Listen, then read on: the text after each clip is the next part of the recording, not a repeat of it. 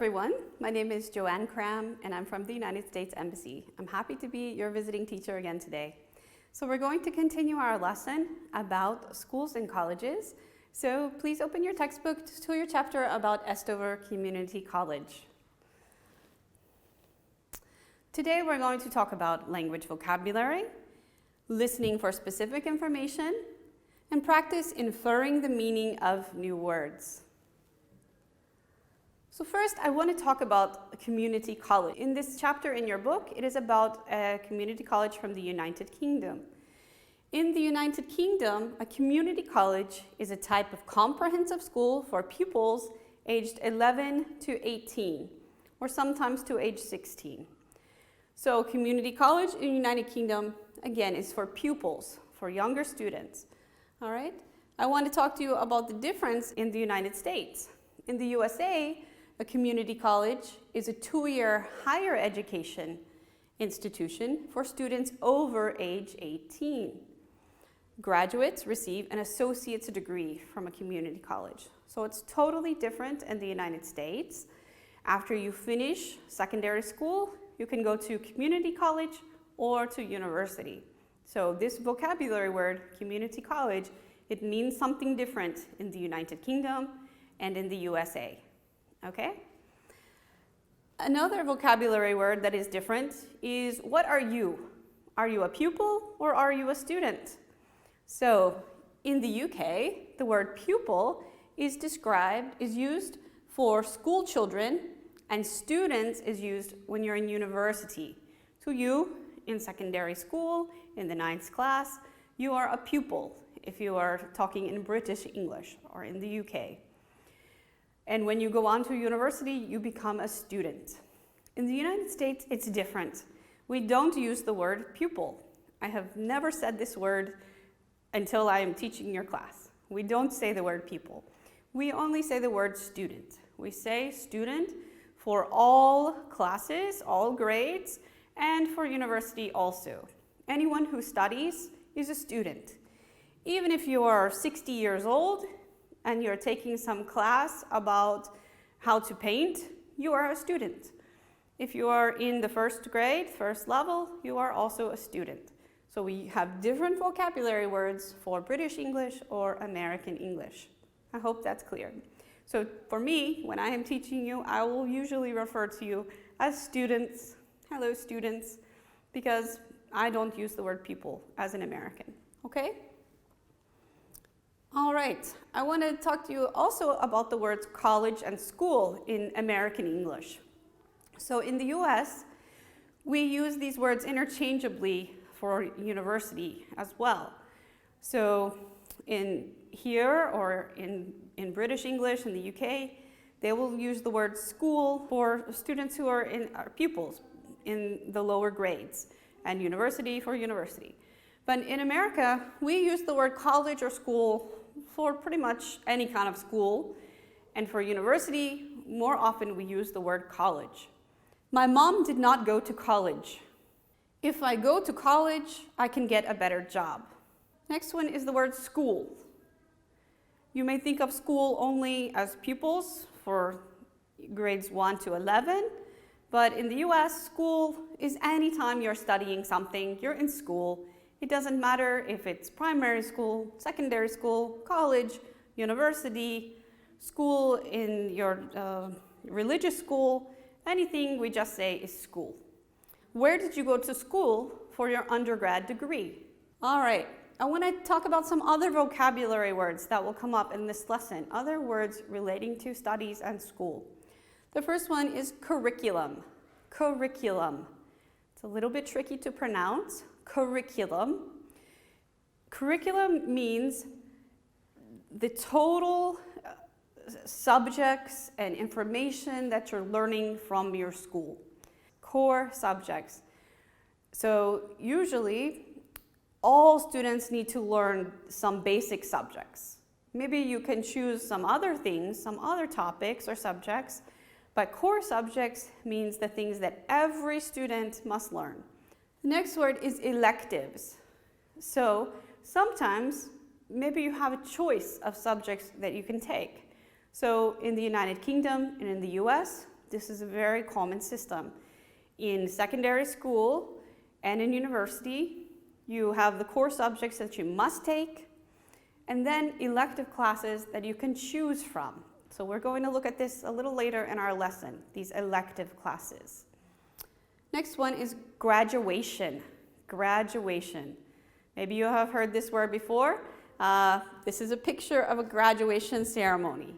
When people finish school, they graduate, and they receive their diploma. This paper document here, this certificate, is the diploma that you receive at graduation. You finish your studies, you receive a diploma, and have a graduation ceremony. The last word, vocabulary word, is degree. When you finish your school, you can receive a diploma or a degree. Usually we say diploma for high school, secondary school. When you finish, you receive your high school diploma. All right, now we're going to go to your textbook. We'll use some of these vocabulary words we've learned for some exercise. So please turn in your textbook to page 30. So this is the curriculum for years 7, 8, and 9, students age 11 to 14. So let's read their subjects in your textbook together, okay? They can take English and drama, mathematics, science, such as biology, chemistry, physics, art, design and technology, humanities, such as geography, history, religious education, information and communication technology, modern foreign languages, such as French or Spanish, music, personal and social education, and physical education. So these are the subjects that the students in these years take at school. This is their curriculum. And as we talked about, we have core classes that all students take, such as mathematics, you take Uzbek language, things like this. But in the United Kingdom, in this college, students can also take electives. So at this particular college, these are the electives for years 10 and 11. What this means is there are 4 different departments. There are humanities, arts, design and technology, or a free choice. And students can choose one class in each of these categories to take as their elective class. The school doesn't force them which one they have to take. They get a free choice to choose which class they want to take, okay? And we're going to go back to our previous lesson. And here also is an example of a US schedule. It's similar like the United Kingdom, where students can choose and they have specific core topics and other topics that they take. So in this schedule, the student is taking algebra, Spanish, English, world history, physical education, band, which is music, a music group, and a typing class, computer typing class, okay? So think about all of these topics, and now we're going to go back to our previous lesson that we had last week, where we talked about the college's aims. All right, so on the left side, we have the types of aims that the college has. And let's find some classes they can take to meet those aims. So, one of the aims of the college is for the students to develop into lively pupils who can ask questions and argue logically. What kind of class would help them learn this skill? Let's see. Personal and social education. This class about building the student's character. Next one, think and act creatively and with imagination. They could take classes in the subject of information and communication technology. All of your studies at school help you to learn how to gain skills, gain knowledge, and to apply that in the world as you get older. All right, the next one, develop an understanding of the past, which will help them to live successfully in the present and to plan intelligently for the future. Humanities, we learn from geography, history, religious education, grow in confidence and independence, and experience the value of cooperation. Be proud of their achievements and take pleasure in the achievements of others. What kind of subject could go with that? All right, so these again are aims and goals of the school and the classes that we're taking to meet those goals. Now we're going to move on with a listening exercise. This is where you practice to see what you can hear and understand from a native speaker. So listen to the principal of Estover Community College and write what the curriculum does for the students. So you're going to listen to him and write down what is he saying that the curriculum is achieving. What does it do for the students? For example, the curriculum offers a wide education. All right, so here we go. Please listen carefully and write down your answers. Unit 3, Lesson 3, Activity 3. At Estover, we want every student to get the best education we can provide. We believe that this is also the wish of parents. Together, we can achieve this aim. We believe that our curriculum is worthwhile. It offers a wide education for all. We offer suitable programs for all abilities. In addition, it offers equality of opportunity to all students and, where possible, guided choice. Our aim is to give students the skills and knowledge they need to become fulfilled and responsible adults. We use a variety of teaching approaches. These arouse interest and enthusiasm for learning. Whatever age or ability, students will have a wide and varied curriculum which meets legal regulations and gives them skills for adult life and lifelong learning. While each subject offers its own particular skills, knowledge and understanding, a great deal of attention is given to making the overall learning experience coherent. Each curriculum area links its work to others, as appropriate, and students are encouraged not only to develop concepts, knowledge and understanding, but also transferable skills, such as those of literacy, numeracy, problem solving, and information technology. Okay, let's check and see how many phrases that you heard. The curriculum. One phrase was, it offers a wide education, not a narrow academic one, a wide education. You learn a lot of things. Did you catch it? Did you write it down? Good. The next one, he said, it offers programs for all abilities. So they don't just offer specialist courses for people who are experts or people who are already knowledgeable. You can have all different abilities, all different levels of learning. Offers programs for all abilities. The next phrase that he mentioned, provides the skills and knowledge necessary to be a fulfilled and responsible adult. Okay? Did you catch it? Did you write it down? I hope so. The last one, he said that their curriculum arouses interest and enthusiasm for learning through a variety of teaching methods. All right, so hopefully you caught some of these words in your listening exercise. All right, let's move on. So your self-study now. You're going to do some grammar exercises first of all. So in page 36, exercise 2, this is what you're going to do. There is a list of instructions, and on the right side, you have what it is that you're doing. So for example, before printing out the letter, check that there are no mistakes. So choose from the list on the right, what are you doing? What is that action describing? So match these words together, and if you're unsure of the vocabulary words, then look up those words so you understand what the phrases mean. Okay? So this is task number 1.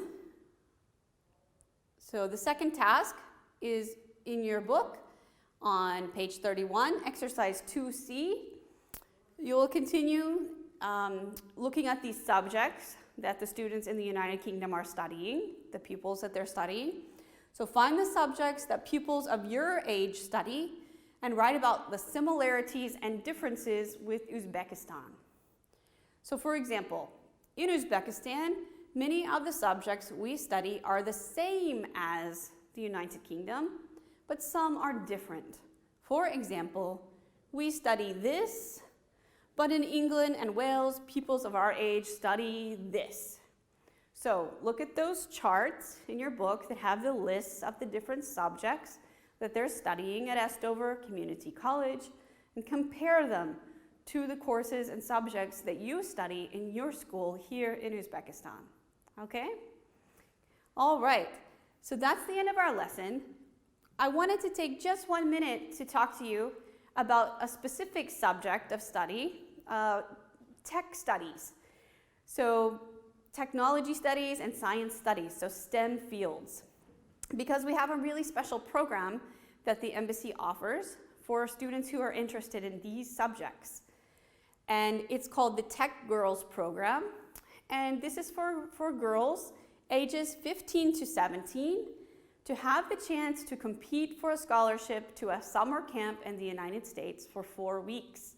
And in that camp, you get to study topics like science, technology, engineering, and math, computer science, coding, all of these types of topics. You have a hands-on type of camp, so you're doing a lot of interactive activities. And if you're interested in any of these type of fields and you plan to focus on these fields later, maybe go to university to study them, you want a career in this type of field, then you are welcome to apply for the program. So I hope that we will get many applications from you. The deadline for the program is January 15th, so it's not very long to submit your application. You can go to the US Embassy website to learn more details about the program and to find the link to the application. So I hope to see your application soon in competition for this wonderful opportunity. All right, so that's the end of our time together today. Thank you so much for your attention, and I will see you next time. Bye-bye.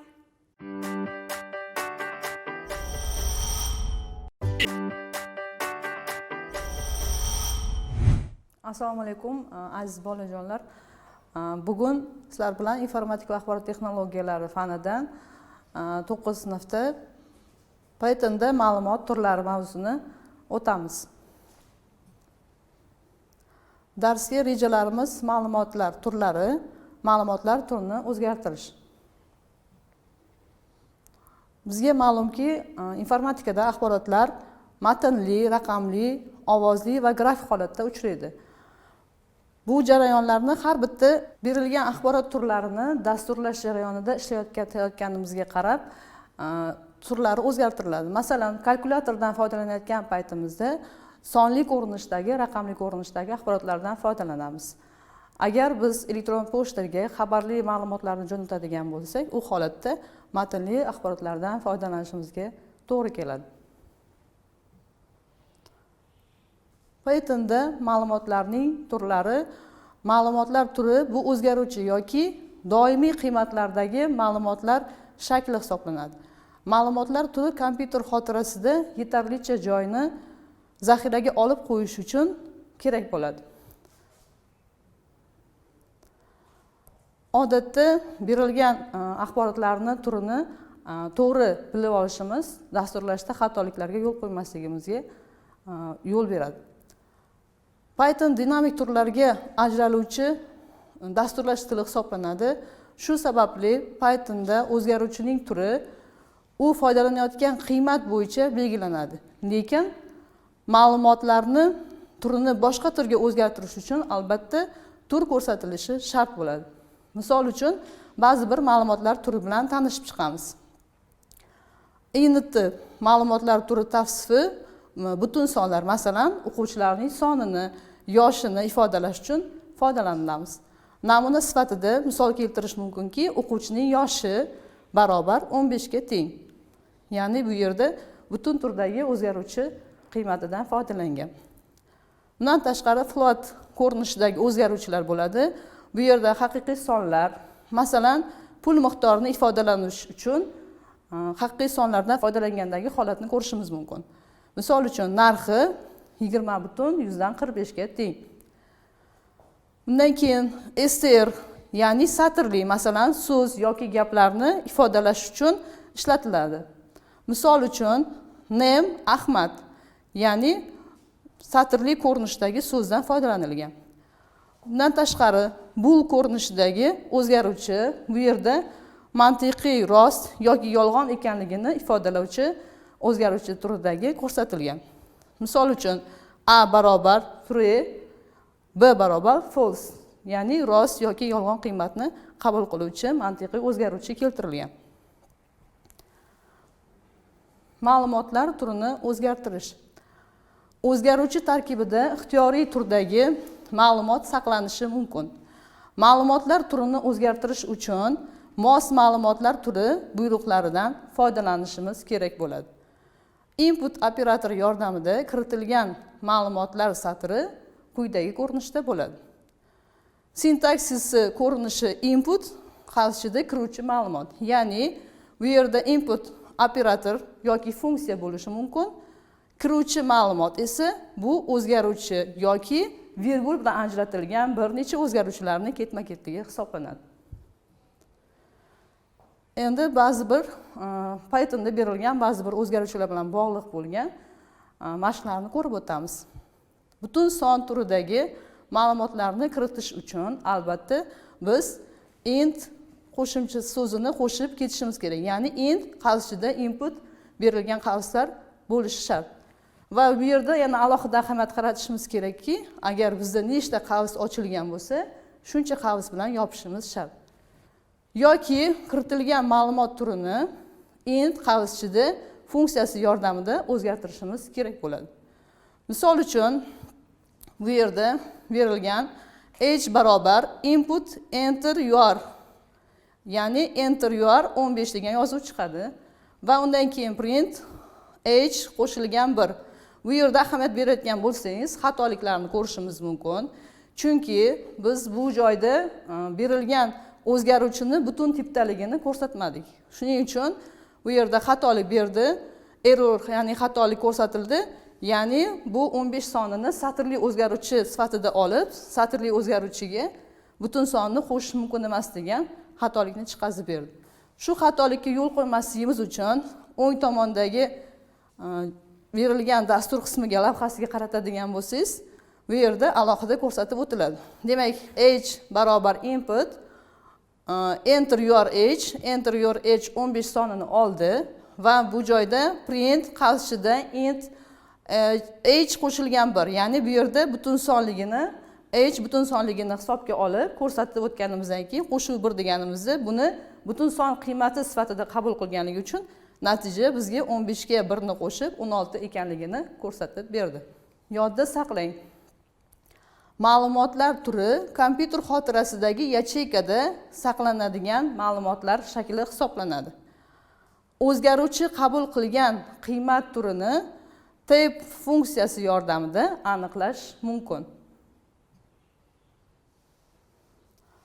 Mustaqil bajarish uchun topshiriqlar. Biz shu paytgacha sizga bergan ma'lumotlar asosida o'zingiz mustaqil Python dasturlash tili yordamida qisqacha dastur lavhalarini yaratishga harakat qiling. Birinchi topshiriq: darvozaning eni va bo'yi foydalanuvchi tomonidan kiritiladi. Ya'ni buni o'zingiz ixtiyoriy ravishda kiritasiz. Birinchi, darvoza yuzasini hisoblash dasturini tuzing. Ikkinchi, darvoza qirrasining uzunligini hisoblash dasturini tuzing. Bu yerda bizga matematik bilimlarimiz yordamga keladi. Agar siz berilgan o'zgaruvchilarni turini to'g'ri ko'rsatib va matematik formulasida to'g'ri ifodalay olsangiz, albatta sizning dasturingiz kerakli natijaga erishadi. Ikkinchi topshiriq: quyidagi o'zgaruvchilarni turini aniqlang. Alfa barobar 8764, beta barobar lola. Ikkita o'zgaruvchi berilgan. Bu o'zgaruvchilarni qaysi turdagi o'zgaruvchi ekanligini aniqlaysiz. Uchinchi topshiriq: o'zgaruvchi uchun qiymat kiritilganda uning turini aniqlovchi dastur tuzing. Uchinchi topshiriqga siz kreativ yondashgan holda o'zingizga mos bo'lgan algoritm tuzasiz va buni algoritmda ifodalab Python dasturlash tilida qisqacha dastur lavhasini yaratasiz. Shu bilan bugungi darsimiz nihoyasiga yetdi. E'tiboringiz uchun rahmat.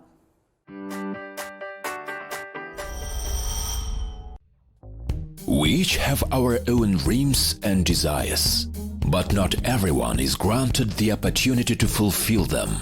However, when the right moment comes and you are given a chance, you need to jump at it and follow your own dreams. It is never too early and never too late to learn IT. 1 million Uzbek coders.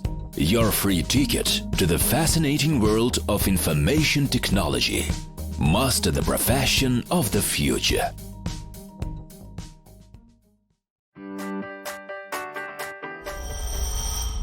Assalomu alaykum aziz o'quvchilar. 9-sinf geografiya darsi bugun sizlar bilan Rossiya Federatsiyasi mavzusini o'rganamiz. Diqqat bilan e'tiboringizni ekraningizga qarating. Rossiya Federatsiyasi maydoni jihatidan jahonning eng yirik davlati hisoblanadi. U Sharqiy Yevropa va Shimoliy Osiyoda joylashgan davlat sanaladi. Rossiyaning Yevropa va Osiyodagi qismlarini Ural tog'lari hamda Kaspiy va Azov dengizlari o'rtasidagi Kuma-Manich botig'i ajratib turadi. Rossiya qirg'oqlari Shimoliy Muz, Tinch va Atlantika okeanlari suvlarining havzalariga tegishli bo'lgan 12 ta dengiz suvlari bilan yuvilib turadi.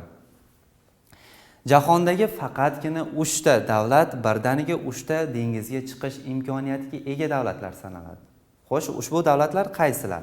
Bularga Rossiya, AQSh hamda Kanada davlatlari kiradi. Demak, ushbu davlatlarimiz bevosita 3 ta okeanga chiqish imkoniyatiga ega davlatlar sanaladi. Rossiya Federatsiyasi jami 16 ta davlat bilan chegaradosh. Jumladan Yaponiya va AQSh bilan chegara faqat suv orqali o'tadi. Chegaradosh davlatlarning umumiy soni bo'yicha Rossiya jahon mamlakatlari orasida birinchi o'rinda turadi. Eng uzun chegara chiziqlari, demak, Qozog'iston, Mongoliya hamda Xitoy davlatlari orqali o'tadi.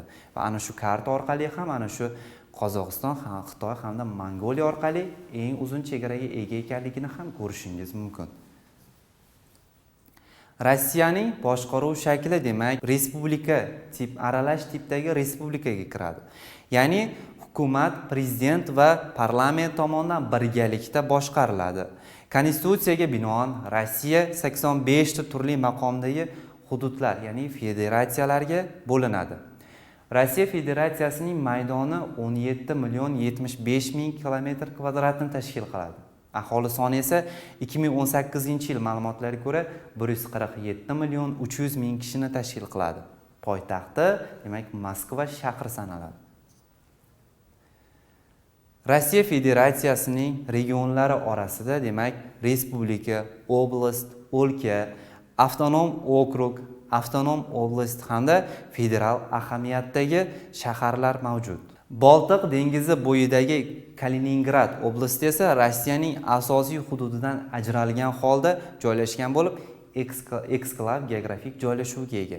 Ya'ni mana shu Kaliningrad oblastini ko'rishingiz mumkin. Mana Boltiq dengizi bo'yi hududida joylashgan. Demak, u hudud esa Rossiyaning asosiy territoriyasidan tashqarida joylashgan hudud sanaladi.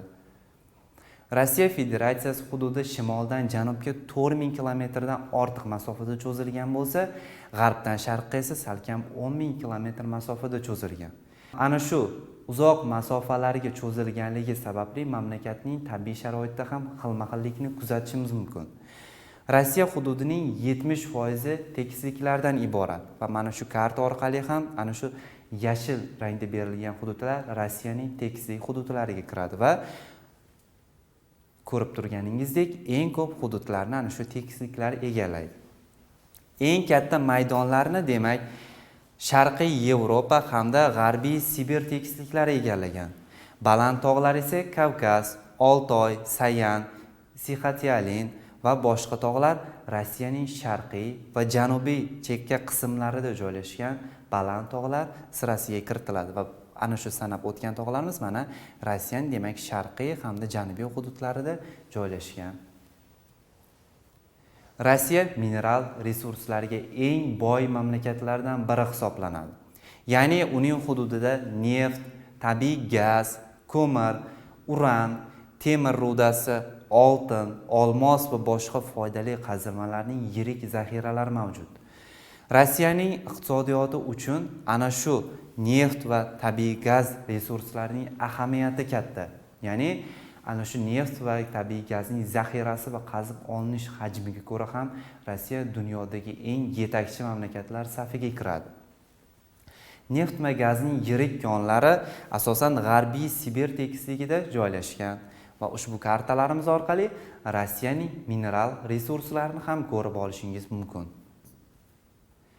Rossiya asosan iqlimi mo'tadil subarktika va arktika iqlim mintaqalarida joylashgan. Faqatgina Qora dengiz bo'yidagi hududlari subtropik iqlim xususiyatlariga ega. Hududining 70% dan ortiq qismini agroiqlimiy resurslar bilan yaxshi darajada ta'minlanmagan va bu holat esa qishloq xo'jaligida salbiy ta'sirlarni keltirib chiqaryapti. Ya'ni eng ko'p qismlari Rossiyaning ana shu shimoldagi sovuq hududlar, ya'ni arktika va subarktika iqlim mintaqalarida joylashganligi sababli ham ana shu hududlarda qishloq xo'jaligini joylashtirish birmuncha noqulay sanaladi. Asosiy tabiat zonalari tundra, tayga, aralash hamda keng bargli o'rmonlar, dasht va o'rmon-dasht tabiat zonalari sanaladi. Rossiya o'rmon va yer resurslari bilan yaxshi ta'minlangan davlatlardan biri. Ya'ni eng ko'p o'rmonlari ana shu uning shimoliy qismlariga to'g'ri keladi. Ana shu hududlarda ko'proq tayga, tundra o'rmonlari katta maydonlarni egallaydi. Rossiya davlati suv resurslari bilan ham yaxshi ta'minlangan davlatlardan biri.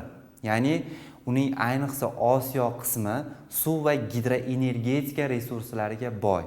Rossiyaning eng yirik daryolariga Yenisey, Lena, Ob, Amur, Volga daryolari sanaladi hamda Sibirda joylashgan Baykal ko'li yer yuzidagi eng chuqur hamda eng ko'p chuchuk suv zaxirasini yig'ilgan ko'llardan biri.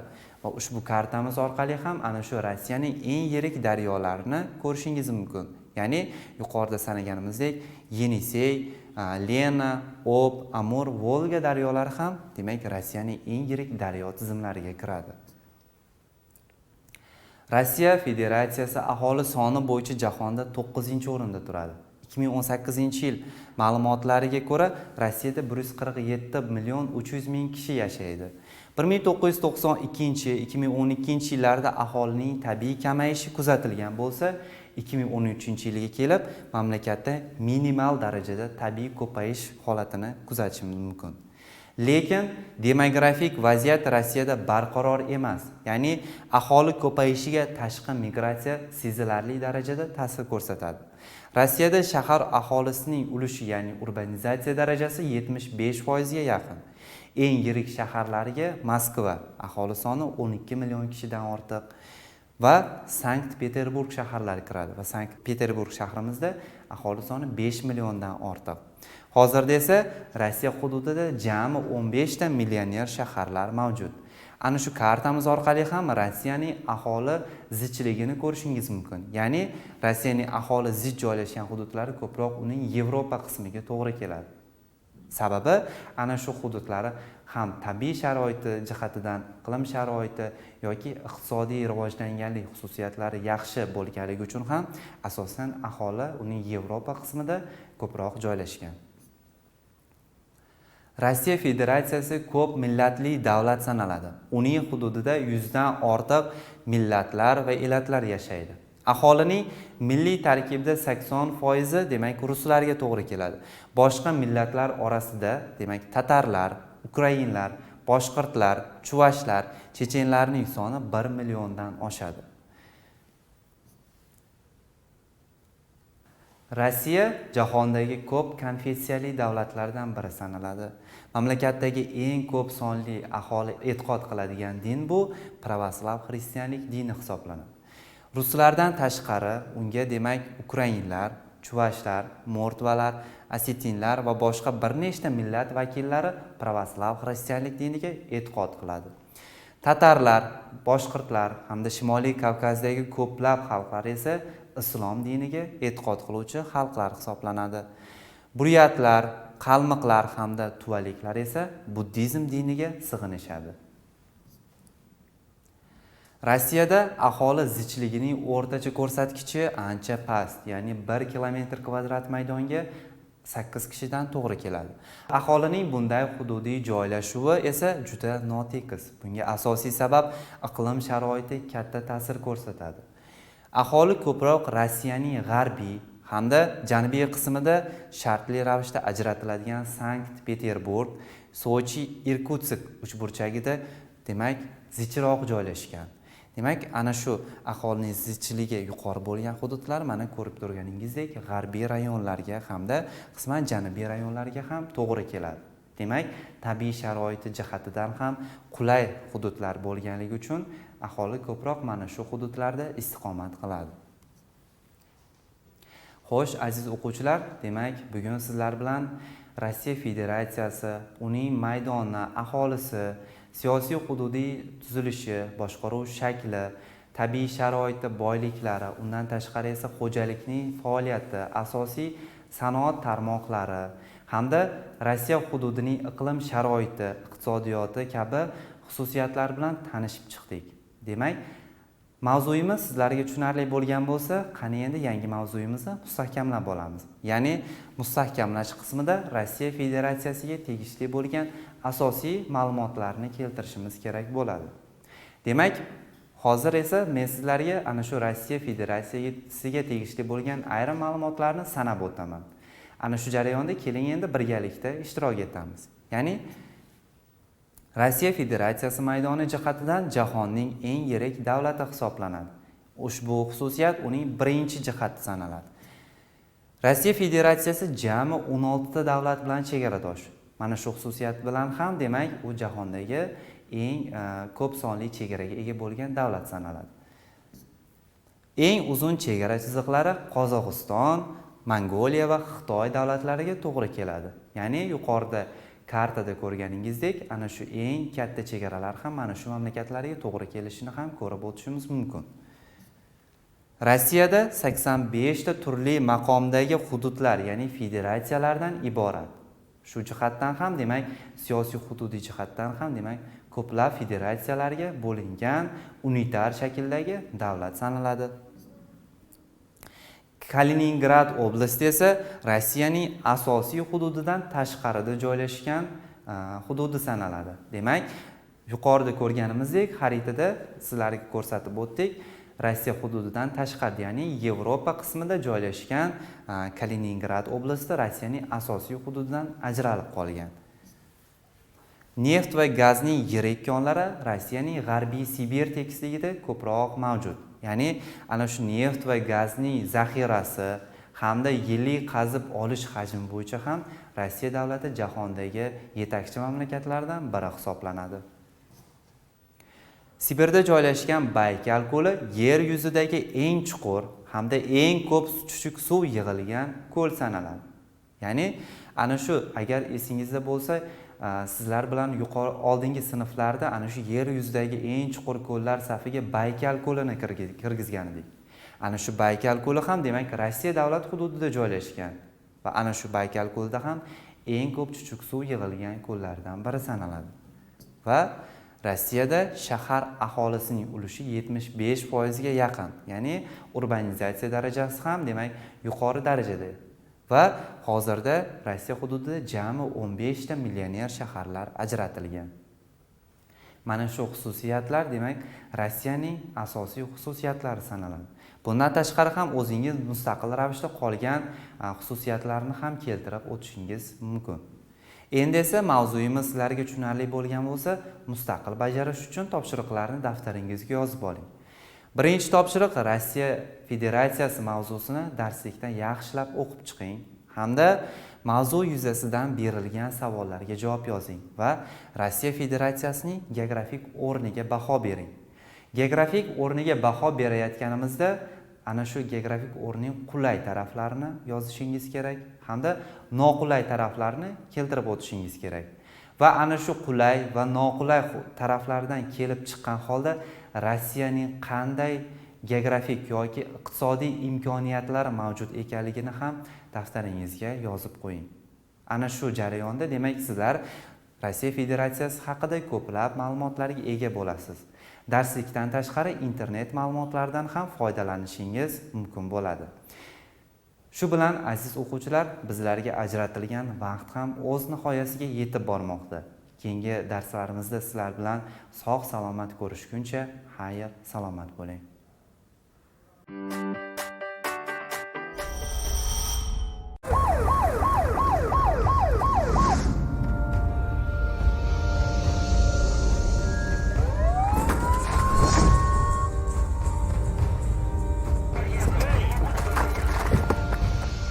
Ba'zida hayot seni noto'g'ri yo'lga undaydi. Nazoratni yo'qotasan va adashasan. Hammasini uddalayman, yengaman deb o'ylaysan.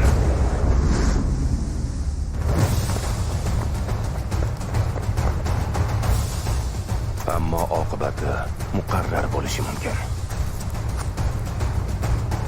Sport qoidalarga rioya qilishni va maqsadlarga erishishni o'rgatadi. Stress va hissiyotlaringni yengishga yordam beradi. To'g'ri tanlov va to'g'ri qaror qabul qilishni o'rgatadi.